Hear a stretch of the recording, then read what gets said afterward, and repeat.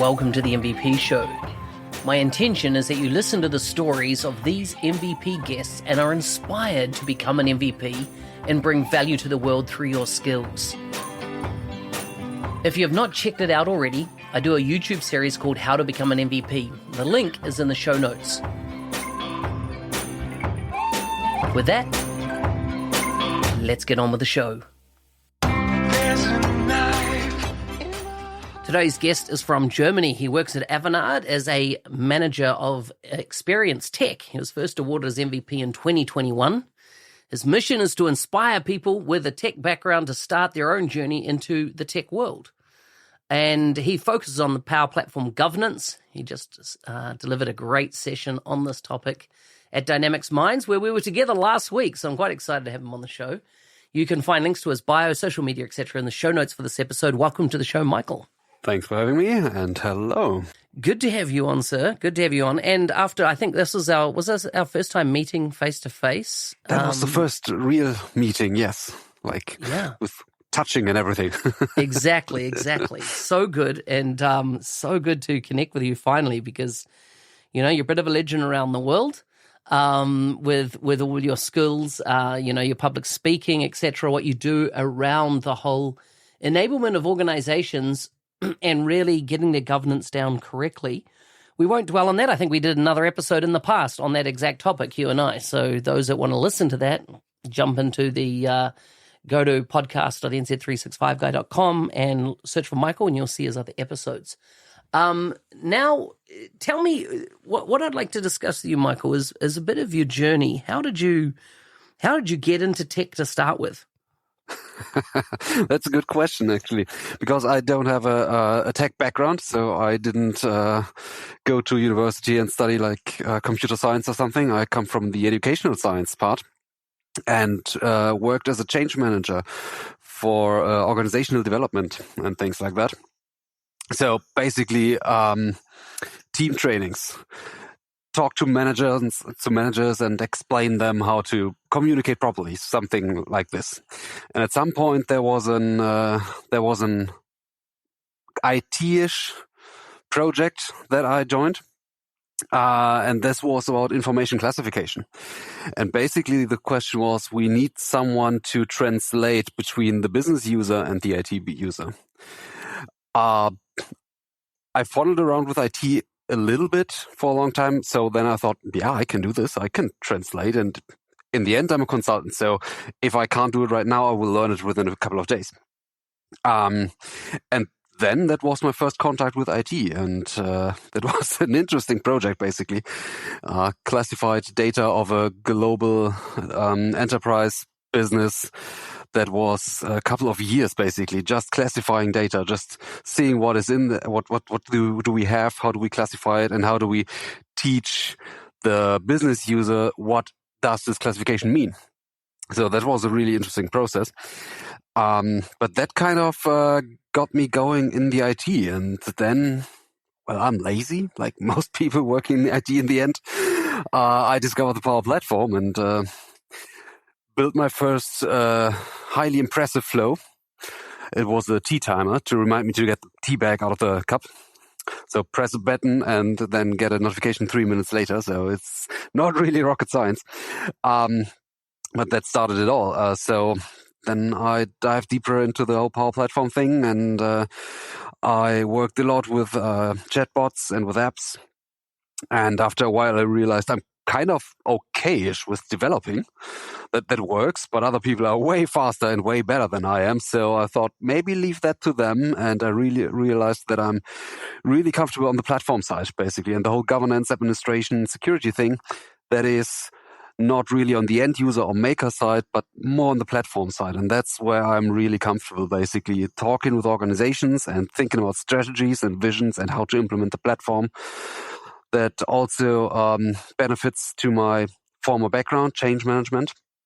Because usually if you implement the Power Platform, you should, or you have the chance to change a few things. And that's how I ended up, basically, in a short version.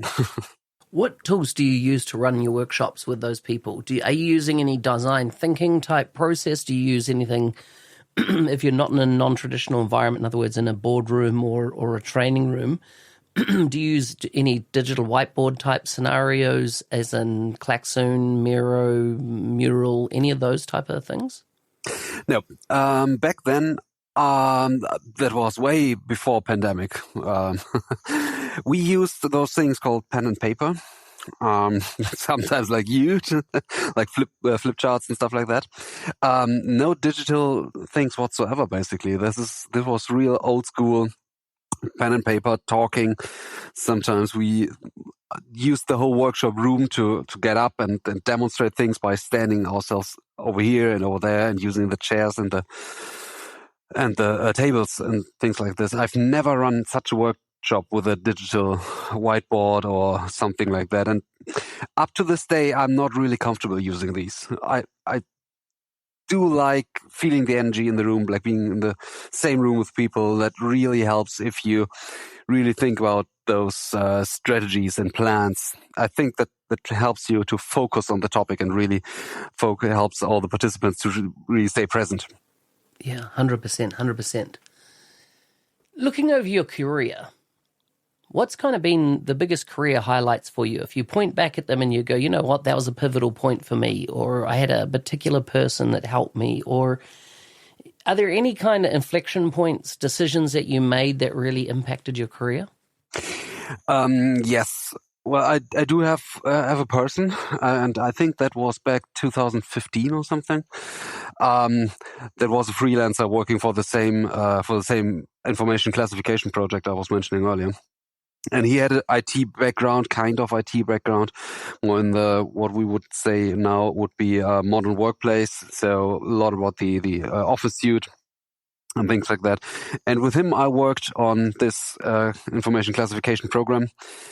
And we used basically Excel as a database, so to say, to just classify all this information, because I didn't know better. I didn't even know what a database is, basically, or was back then. And then we used Excel, and then we reached the maximum capacity of an Excel sheet. And that was kind of impressive for me, because I didn't realize that it was possible, basically. So, but then we reached out the Excel capacities, and then we thought about how to solve this. And this guy really guided me through what possibilities we have, why we have limitations, and showed me a little bit the way of he showed me kind of the challenges you face or you can face in IT and how to solve them, how to think around.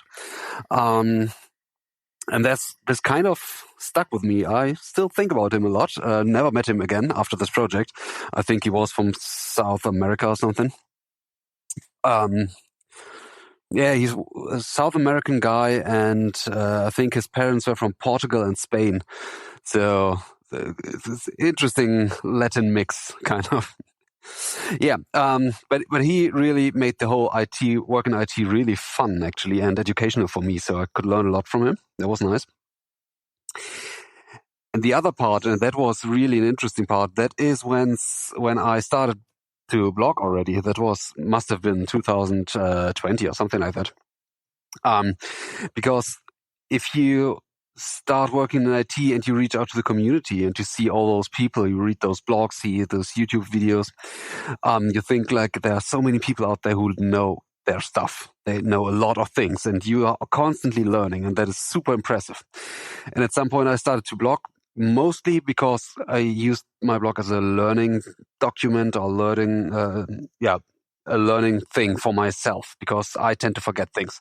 But if I thought maybe, hey, I solved this challenge before, maybe let's check. So I put it in a blog to make it just public, so everyone maybe can correct me if I'm wrong, something like this. This was my idea. And there was one guy on Twitter, and he was like, oh, I found this blog, and it helped me to solve my problem. And I was like, what? I could hardly believe it, basically, because I didn't saw myself as any kind of an expert, especially in tech, because for a long time I had this mantra almost to say, I'm not a tech guy, I'm just playing around, I'm just trying things out. Until some people told me, at some point you should stop talking like that to yourself and believe in yourself. And then someone came along, like, I used your blog post and it helped my problem. thank you a lot. That was helpful. That was like, wow. That was definitely a point where started to change how to see myself, how to perceive myself. Yeah. That's amazing. That's amazing. I love the concept of you wrote it down because you forget things. And I remember early in my career blogging as well and searching up how to do something and finding my own blog post that I'd written on it and was like, wow. Ooh, I can top that. I had that last week, a couple of weeks ago, where I was asking Copilot, here the Bing Copilot in Edge, to sum up something around Power Platform governance, basically, and what are the tasks of a Power Platform administrator. I needed something, didn't want to think of it myself, so I put the question in there, and then I got an answer. It was a quite good answer, and then the Copilot makes his references where they got the information from. This was my blog. Perfect. So Perfect. Copilot quoted me. Yeah. Interesting. I'm seeing that a lot more even in ChatGPT in the last, 3 or 4 weeks, they now are going out searching and then putting that reference in. And of course, for all those that are worried about hallucinations, it's giving a much more grounded approach to its answer. That's so cool. That's so cool. You appeared in the algo, your content. That is epic. Tell me, what's top of mind for you right now? What's your focus in the coming months? What excites you? I know you've just come off Dynamics Minds. You had probably, like me, a lot of conversations with some really smart people. What's it got you thinking about between now and the end of the year? Let's take a quick break. Are you ready to transform your career in just 90 days? Join me on the 90-Day Mentoring Challenge and unlock your full potential. As I listen to the podcast, enroll now and get 10% off using the code MBAP. That's MBAP at the checkout. Don't miss this opportunity to learn from industry leaders and accelerate your growth. Visit ako.nz365guy.com and start your journey today. Let's say before Dynamics Minds, I had the plan to invest more into security, into the security side of Power Platform. That means classic IT security, and I really need to learn a bit more about that. Right now, I'm working on a security project with a customer, which is really nice. So the cybersecurity department basically hired me to help their Power Platform team. And right now we are conducting a security audit for Power Platform. So this is really interesting, but it's also kind of scary when you see that Power Platform per default is not too safe. So you have to do a lot basically on your own. But when you hear the marketing around Power Platform, it's easy, everyone can do that. It's easy peasy, just clicking around. And that just implies the idea that everything else is already covered, but it's not. So I really wanted to focus a lot more on security and basically have with a friend the idea to hack Power Platform and to hack Power Apps and to see and to demonstrate how hackers would actually use Power Platform or local platforms to get into your company and into accounts. This is the one thing. And the other thing is actually more around AI and Copilot. Not only Copilot, not only the Microsoft product, but AI in general. How it works right now and how do you deal with it? Because it's the latest thing right now and everyone wants it and has it and it starts to implement it in their organization, hardly into the organizational strategy, surprisingly. But anyway, I want to. I'm trying to how to break it down, how to come up with a good governance concept and approach around AI, because AI is scaling up everything, like data that you have, IT usage, like development of apps. Everything will be more and faster and bigger and shinier. So I think it's more important than ever that we really have a good grip on our data and how we handle data. And I do have the feeling that not enough organizations already thought about that properly. So I think I want to come up with a good idea how to make it not too complicated and kind of appealing Because let's face it, when I say governance, most people are like, please not, please don't. So yeah, I want to think about that. So governance for AI and security basically are my next big points, starting after EPPC, because in a couple of, so next week already, the European Power Platform Conference is starting. And this is the first conference where I'm conducting a workshop together with a friend, 8 hours. When I'm done with that, then I start with the security and the Copilot. I love this. I think that your security and Copilot conversations are very interlinked as well, because I think as organizations, start, buying M365 Copilot and they start turning it on, all of a sudden, all their data sets that, have always been accessible now becomes available to the Microsoft Graph, now becomes part of the grounded model. And the risk, I feel, is that the data has been available, and it's not been because people have tried to hack the data, but it's data that not everybody's eyes should have inside an organization. So based on your role, you should have certain access. If you don't have the roles level security, you shouldn't have the access. And I think what Copilot does is exposes all those vulnerabilities at a phenomenal scale. And that's why I think that a lot of what has been built on the Power Platform has been built in SharePoint backends. You mentioned Excel before, any number of backends. And if those data sets are now all of a sudden available to the Microsoft Graph, I think, therefore, any Joe Blogs in the organization that has their Copilot license can all of a sudden query out queries that they could never have done programmatically because they just didn't have the skills. But with a voice command, well, who can't ask a question, right? Who can't make a query when it's just their voice? And I think the risk is that, and that's why I think your journey of security plus Copilot is actually potentially tightly entwined in that journey. Yeah, actually, there is a joke in the IT or IT security area where the customer says, or someone working in an organization says, I'm not really afraid about IT security because my data is so unstructured, I even can't find anything. So who even can? And that is the problem now when we have like a really powerful search engine, basically, with a Copilot. Yeah. This can. Yeah, it can find it. Exactly. If we look at 24 months ahead, where will you be? If we had a podcast in 24 months' time, what would have you completed and achieved by that point? Oh, that's a tricky question. So, ideally, I became rich and famous and I wouldn't have to work anymore. And you would find me somewhere deep in the woods to go camping 24/7.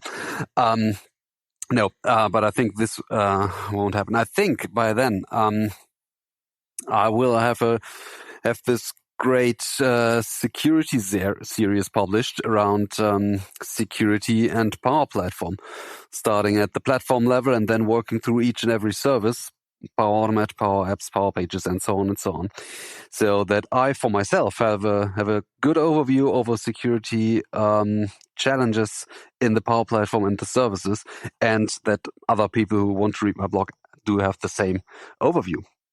That is something that would be nice if I could do this in a year. Yeah, we will see. I like it.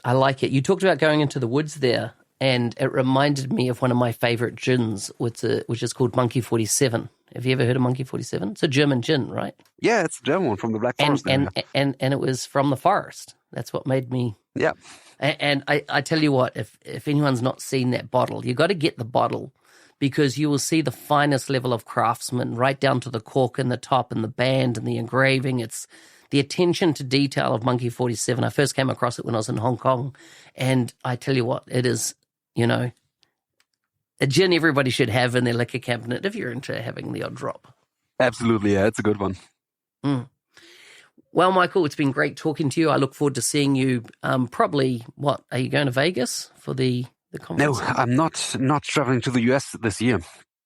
I've been 3 times in the US for conferences and events last year, and then I realized it's a long flight. Tell me about it. And then I was then the events I've been to, the M365 company and the Microsoft Power Platform conference are huge. There are so many people, and I found them a little bit, don't want to say intimidating, but it was a lot. And then I was really asking myself, is it worth it that I go to an event that I struggle with a little bit from too many people, that I really go that long of a journey, especially when I consider my ecological footprint. Then I realized maybe I do a little bit small events in the European neighborhood I can reach by train, something like that. And boy, what a market you have there. Final question I have for you, and you can finish with this. Dynamics Minds. What's your, if people are saying, should I go next year in 2025, what would you tell them? I would tell them absolutely yes, go. The whole team, the dog-centric team who run this event, they suddenly appeared last year. So this was the second year of the whole conference. Last year was the first year. So they somehow appeared in 2023 and came up with one of the best conferences ever. They spent so much thought and effort into details. Like the whole venue is decorated with stickers and stand-ups and roll-ups and everything. And this whole theme, they have this wizarding theme. Looks a little bit like Nightmare Before Christmas, Tim Burton style, something like that. I really like that. But they've put in a lot of effort into this event, and it's in Slovenia, which is an incredibly nice country as well. It's super beautiful.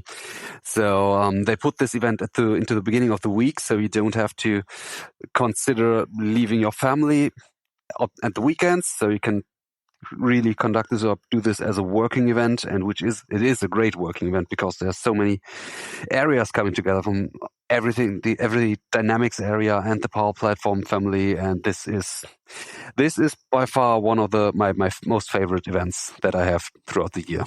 Totally agree. It was like the most professionally run conference, but also a festival at the same time, right? With with the entertainment. I like Andrew Welch put it as it's Burning Man meets Davos, and it very much was that. Absolute impeccable detail to every part of putting on something like this was outstanding. But it had this whole carnival friendly, buoyant, as part of it. It was just outstanding. Michael, it's been a pleasure to have you on the show. Thanks so much.